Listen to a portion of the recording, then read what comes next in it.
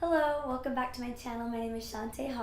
I'm a certified prenatal yoga instructor, and today I want to share with you how you can modify your yoga practice during pregnancy. So throughout this video, I will share with you some tips on things that you can be aware of to help you understand better how you can modify your practice, as well as exactly ways you can modify your practice if you're going to a yoga class, so that you can really go to any yoga class and still feel very comfortable doing things very safely in your body throughout your pregnancy.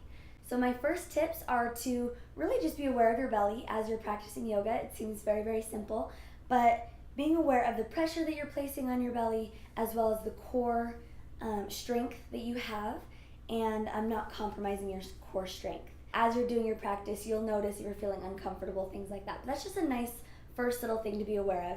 The next thing is what types of poses are contraindicated. And I do have a video completely on contraindications during pregnancy. You can check that out in a link below this video.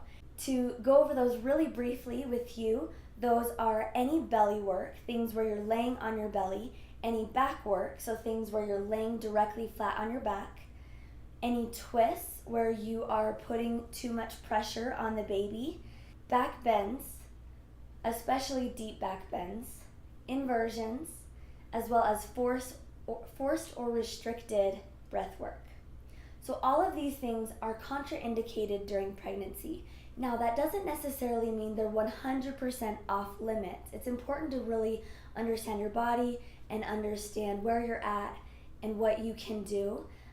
But more than anything, I like to encourage moms when they're beginning their prenatal yoga practice is, instead of thinking what can I do and what can't I do, to start thinking about, why would I approach this pose? Is it going to be beneficial for me? Is it going to be beneficial for my baby? And start approaching your postures in that way, with purpose and with clarity that way. So if you want to check out those contraindications, go ahead and check out the video below. The next thing to be aware of is just trusting yourself and your intuition. When you're doing your yoga practice, pay attention to how you feel in each pose. There are some postures that your teacher will say are totally fine during pregnancy that you might not feel safe or comfortable in. Trust your body, trust your intuition. There might be poses that are listed as contraindicated that you feel are beneficial to you and that you want to approach for specific reasons. So make sure that you're trusting yourself and your intuition. The next thing is to be cautious of heated classes. I do know some pregnant women that feel very comfortable in heated classes. They've been practicing in heated classes for a very, very long time, but your baby isn't able to regulate their temperature. And so it's important to make sure that you're staying cool, that you're drinking lots of water throughout your practice, and my recommendation is to stay out of heated classes if you can. Now, I always recommend that if you are pregnant and you're wanting to do prenatal yoga, to try out some prenatal yoga classes. Those classes are specifically designed for pregnant mom, for a growing belly, growing baby, and those classes are really designed to help you to prepare for childbirth and really work the areas in your body that are most important during pregnancy. If you are wanting to go to your normal yoga class, there are things to be aware of as you go to those classes. I would love to say that if you showed up at a yoga class and you told your yoga teacher, hey, I'm pregnant, that they would be able to focus on you and tell you all the things that you should modify and really focus on you. But that's really, really difficult to say. Oftentimes there are a lot of people in the class, they have a plan, and they're going to most likely go through their plan the way that they set it out, and they might not always remember to say, hey, for you, make sure you modify it in this way. So it's important to know how you can modify your own classes when you go to those classes.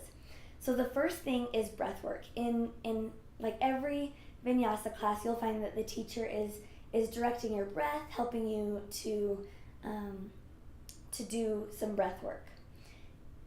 When you're pregnant, the very most beneficial breath that you can do is just a very easy, comfortable, natural, slow inhale and exhale. Just very comfortable, nothing forced or constricted. And so be aware of that as you're practicing your yoga class, that you're just maintaining a nice, comfortable, easy breath. The next thing is a normal vinyasa. In every vinyasa class, you're gonna have the vinyasa flow, the normal like up, down, chaturanga, downward facing dog vinyasa. And so the ways that you can modify this, I'll go ahead and stand up and show you, are starting in normal standing mountain pose here. Okay, spread your legs a little bit wider than shoulder width. Inhale your arms up. Bend your knees a little bit, and then exhale, forward fold, reach for that block in front of you. Having your feet spread wider apart gives more room for your belly. It allows you to still get that nice lengthening in the spine that is so wonderful in forward fold. And just breathe here. Inhale, lengthen up through the spine. You can place your hands down onto the mat, bend your knees, come into tabletop position, and then instead of doing the normal chaturanga, down, upward facing dog, you can just do some cat and cow poses here. And just flowing through one of each is usually just enough time to stay right on pace with the rest of the class doing chaturanga and upward facing dog. And then when you approach your downward facing dog is technically an inversion. And so this is one to be mindful of, to be aware of. A lot of women still practice this in pregnancy. A lot of teachers still recommend that this one is totally fine during pregnancy. But just be aware of your own body. And I really like to teach that while you're pregnant to just do a modified downward facing dog, where you're lifting your hips up high, you're leaving your knees bent, and you're staying high up onto your toes. So with this pose, you still get a nice opening through the back. You get some stretching through your thighs here, but you're not quite as inverted here with your legs slightly bent. Very good. Then you can take your gaze forward, bring one leg forward into a lunge or coming into a warrior pose, right? So that's how you can modify a normal vinyasa. Very, very simple, but still getting lots of benefits from that vinyasa. Okay, the next thing is back bending. And back bends are also contraindicated, and it can still feel so nice to get a nice opening through the chest and have some nice heart openers. So if I'm in a class where they're instructing a lot of back bending, then I like to just come into like a camel pose where I'm here on my knees, and then I just take my hands onto my hips here, and then you can just gently open up through your chest and really focus on, in your back bending, on your upper back and upper chest instead of on your lower back.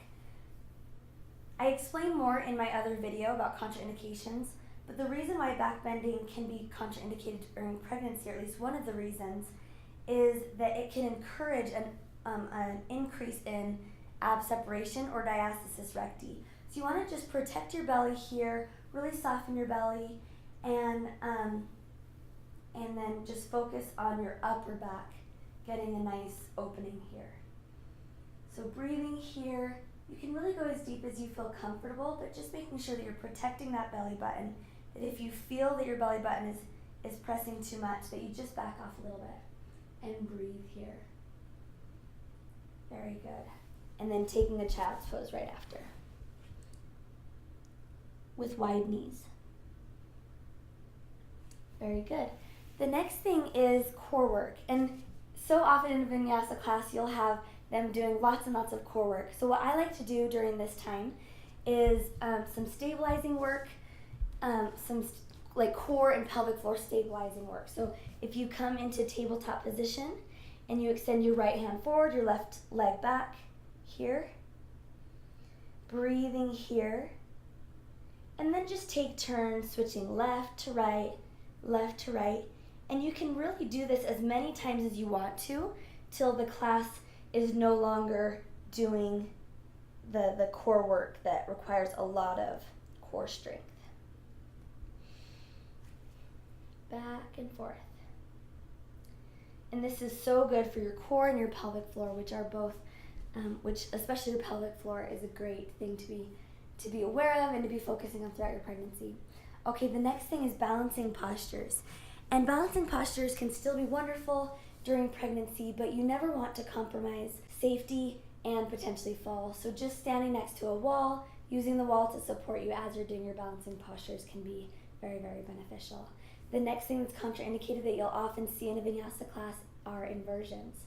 And especially if you haven't been practicing inversions, if you don't feel really, really safe doing inversions, really confident doing inversions, then I recommend just staying away from inversions completely. So it's always during this part of the class where you might consider just staying seated, doing a Malasana yogi squat, or some Kegel exercises, some pelvic floor lengthening and strengthening exercises. So taking a block underneath your seat here, you can come into a Malasana yogi squat. You can put it down a little bit further and just rock left and right, left and right. That feels really, really nice. Or you can just sit here and breathe, opening up your hips here.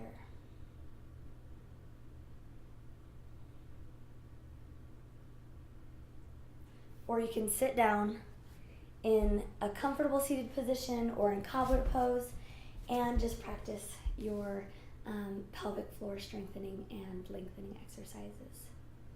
All right, the last one is Savasana. So when it is time to do Savasana, you can take some pillows or bolsters or yoga block and just prop yourself up nicely on your left side so that you can do Savasana on your side.